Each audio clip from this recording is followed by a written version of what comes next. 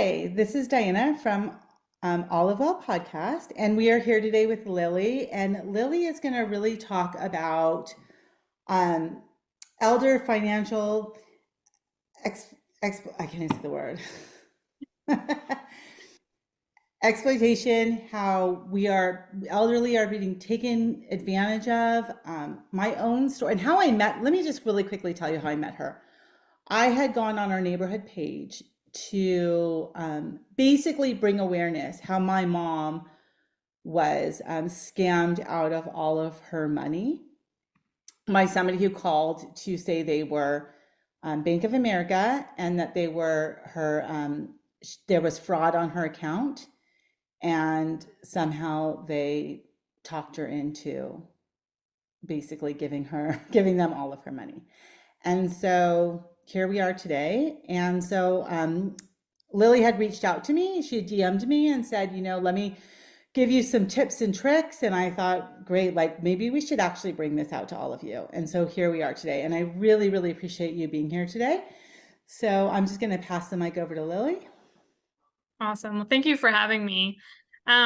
Yeah, absolutely. So I think as far as everything that we've been seeing recently, elder financial exploitation is something that's not really talked about enough. It happens every day all around the country, and there's a lot of people that stay silent about it, and there's a lot of people that will come out and they will speak about it.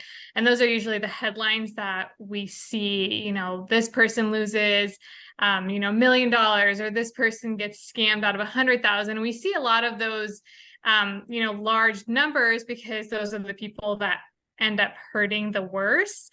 But what we don't see is the people that don't have a lot to begin with and lose everything and stay quiet about it.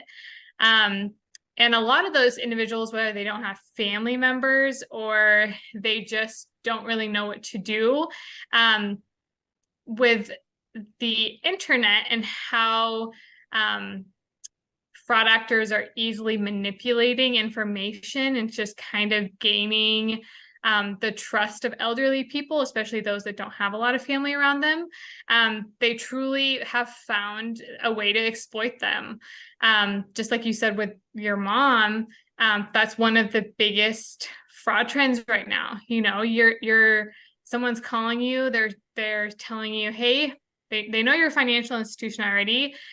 They're saying, hey, we're calling you from this financial institution, and did you conduct this transaction on your account? We think that you have fraud on your account. And you're like, no, I didn't do $1,000 to there. And then you kind of start getting scared.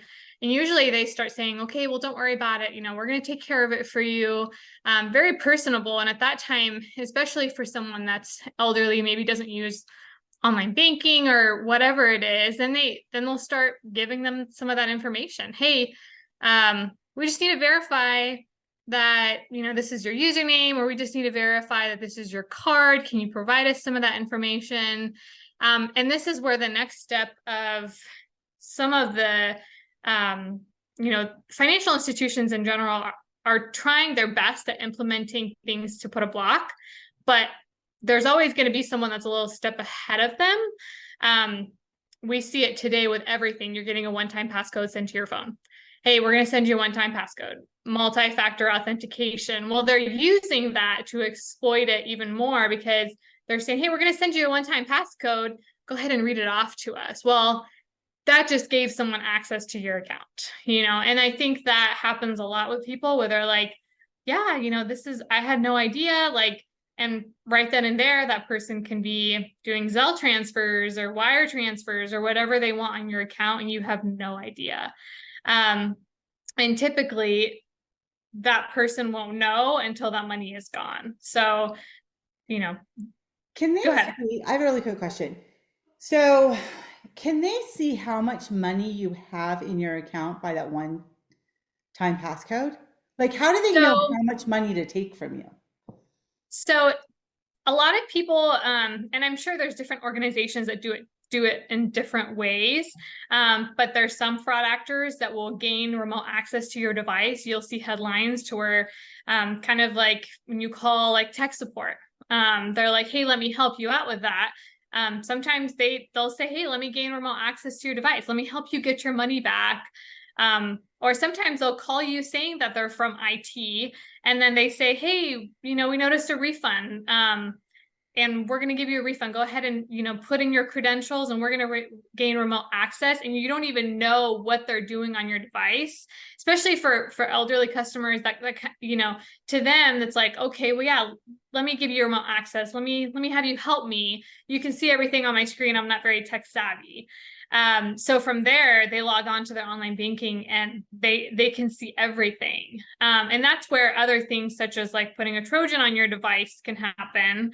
As soon as they gain remote access, you won't know what type of Trojans they put. They don't know what type of coding they're putting into your computer. So that way they can use it even after you've stopped it. So there's a lot of things Your that go bank account into won't it. matter if they've put on something onto your Right. device. Right. So they can put the keylogger on your device, and they'll know exactly what you're inputting. Right. And that's another big thing too, is like giving elderly individuals just kind of like that education that their financial institution will never ask them to gain remote access to their device. Your financial institution will never ask you for your online username and password. Like, they won't ask you those types of questions because they're not supposed to know those to begin with. That representative, whether they're calling you or you're calling them, like, they're not supposed to ask you any of that information. So I kind of wanted to bring into light too that a lot of times what we've seen now, there's a lot of things that you can go and read about that people don't know about. Like, so the FinCEN networks, which is the Financial Enforcement Network, they actually have all their stuff is on open source. So anyone can go on there and read what are the new trends that they're Can you seeing. repeat that? What is it? So it's FinCEN. It's the Financial Enforcement Network. And it's a global network, and they actually release these articles when they see an increase of reportings of certain fraud scenario scams. And they'll go into detail about, like, this is what we're seeing, here's the way to combat it. Here's how to report it and things like that. And I think everyone should be a little bit more educated on it, especially just to share with your friends and family, to share at your churches, to share with, someone that it maybe isn't tech savvy, like that, like when they get that phone call, if someone's calling you from your bank, like, I always just say, like, hang up, tell them you're going to call them back. Like, tell them, call the number on the back of your debit card, never answer the number, because they're getting good. You can see it on your phone. A caller ID is going to come up and it's going to say Bank of America. It's going to look really good. But it's not. And so anytime that you think that your financial institution is calling you, just hang up, just call the number on the back of your card. You don't need to talk to anyone that you're not expecting a call from. Yeah. That's what I told my mom to do. Yeah. Like a week prior to that, just hang up. Yeah. What are questions that a legitimate bank would actually ask? They might ask out of wallet questions. And those can just vary depending on what financial institution. If you are calling into your financial institution, they will need to authenticate you. And each financial institution has their own process of doing that.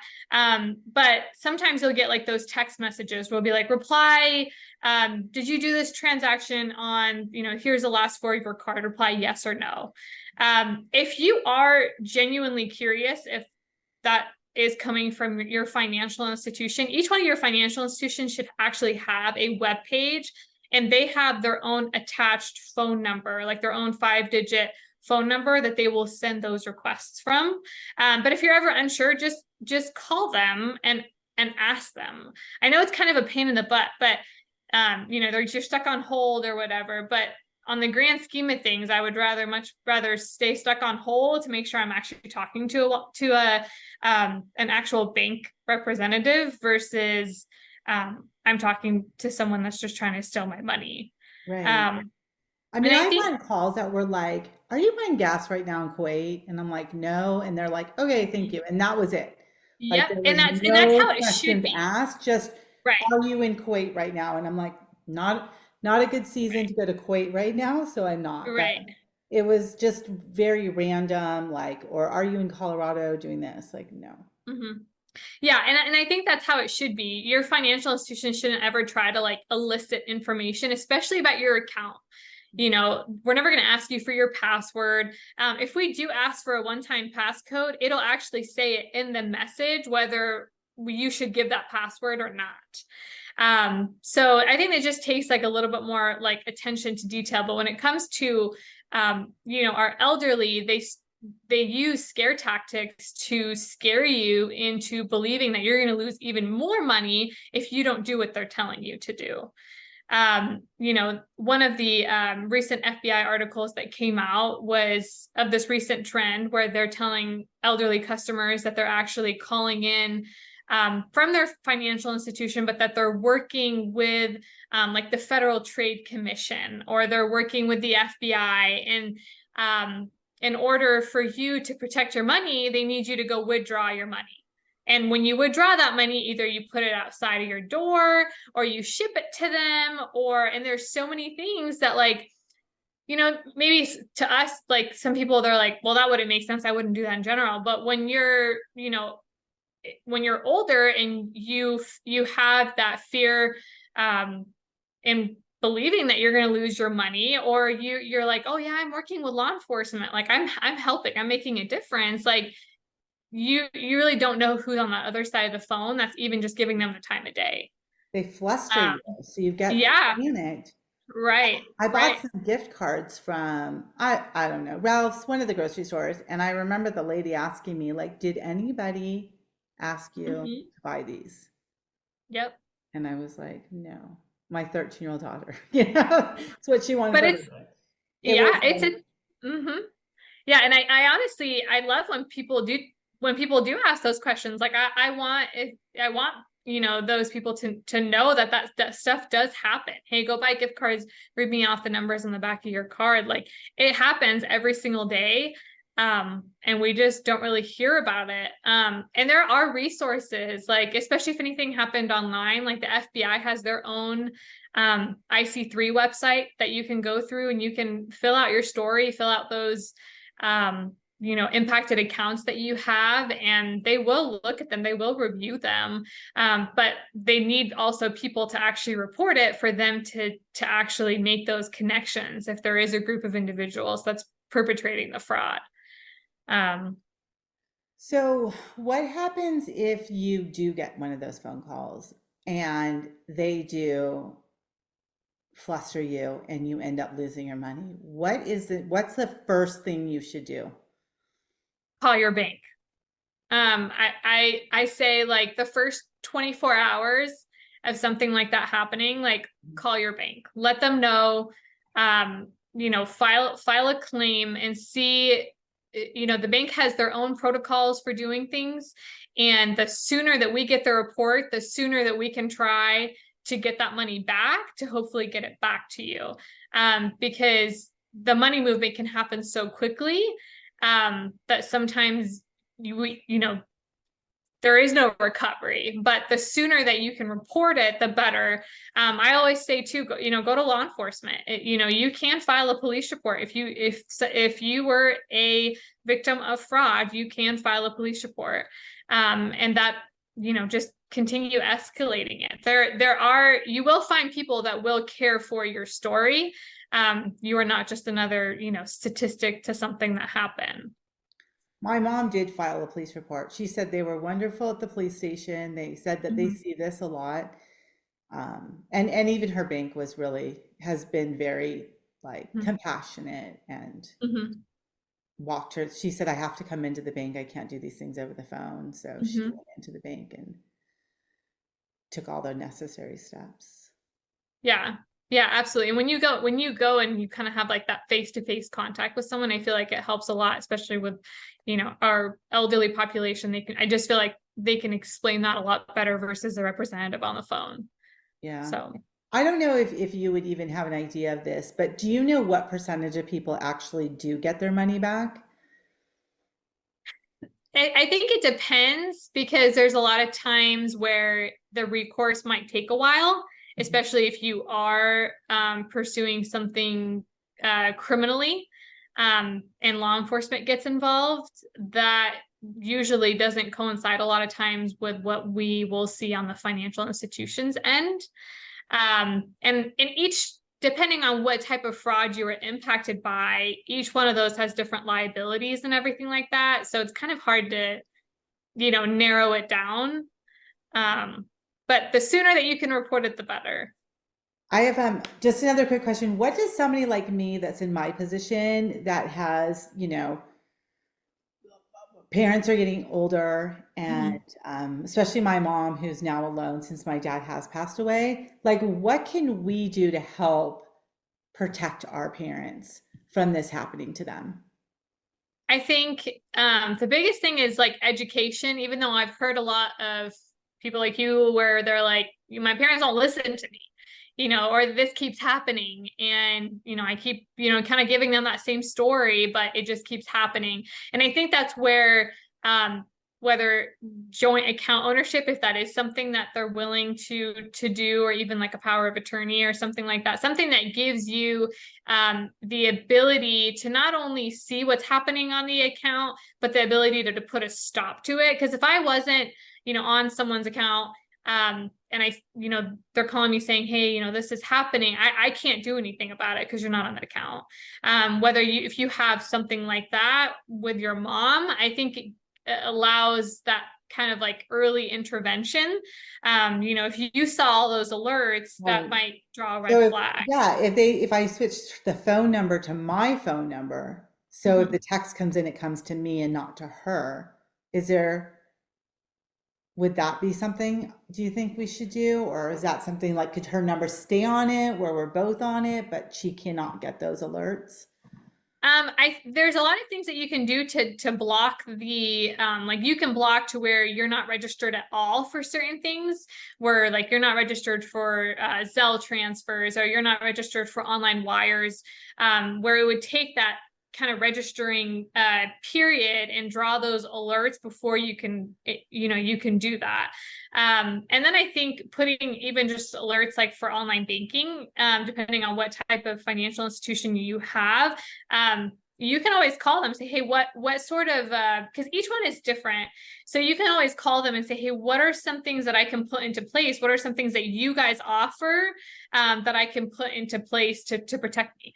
What if I can get a multi-factor authentication every single time I'm logging into my online banking, to where I know exactly who's logging in. I know for me personally, every single time my card is used, I have an alert on my phone. I don't really care if it's for $1 or $100. I want to know, because I'd rather catch it sooner than later using what my financial institution is providing me. And then just checking your accounts as much as maybe you don't want to. Like I just consistently check just to make sure that like nothing weird is going on. But yeah, I think those would be kind of my thing. Yeah. Is there anything that we haven't said yet that people should be aware of? I think just like be on alert. Like don't let your guard down just because someone's calling you, telling you that they're calling from your financial institution. Never give away any of your personal information when your financial institution is calling you. Again, they shouldn't be asking you right off the bat to verify some of that information. And then last, just like keep yourself educated. There's so many things that you can read about. There's so many different advisories. And there's so many things that we can kind of continue to teach our elderly population, especially because the internet is so vast and there's so much damage that can be done in such a short period of time.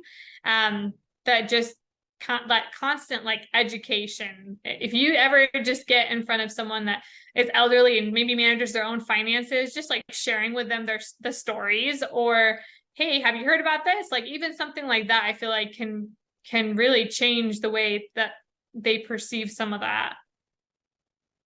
Sounds good.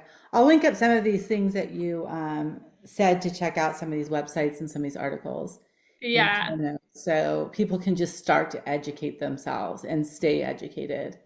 right. Yeah, I everyone always actually, says it never happens until it happens. I And know, I know. And we're all just all at risk. We really yeah, are, you know. There's so much good with technology and there's so much yes. bad with technology. Yeah, and don't ever click on any links. That's like one of my biggest things. I never click on any links. No, yes, no links. Yeah, no But, links. see, but that's like another thing that people just blindly do. Mhm. My mom was on, listen, my mom was on my Netflix accounts. They have since kicked her off Netflix when they did their changeover. But at the time, she called me and said, I got this text message from Netflix saying that we owe money and I'm Hmm. really worried about you. And I was like, it's on your account. It's my account. Like, she's like, I know. Are you having trouble? And I said, Mom, they're not going to call my mother like, at this stage Right. of the game, like, and be like, your daughter's not paying her bill. I said, it's all a scam. Like, you have to just ignore these things. But I think they get so nervous and And they look good. The messages look good. They even when I look at them and I still get them, I'm like, wow, this just looks good. Like this makes me want to click on it just to see what's in it, but I'm not going to. right. Um, they're getting good. I just got something the other day from Netflix and I was, oh, this doesn't even make sense. So I logged in my Netflix account and sure enough, there was nothing weird Yeah, at all on my actual account. So I just deleted it, sent it off. yeah. I do really appreciate you being here. I do appreciate you talking about this. This is such a hard subject, I think, for some people to talk to their parents about, but this is just a great, even if their parents can just listen to this first and then be more open-minded, or, maybe shoot them an article they can read so they can just, that introductory to like, I really am trying to help you and, Yeah, and just take it off their plate. yeah. Okay, well, this was great. I really appreciate it and have a great rest of your day. Thank you too.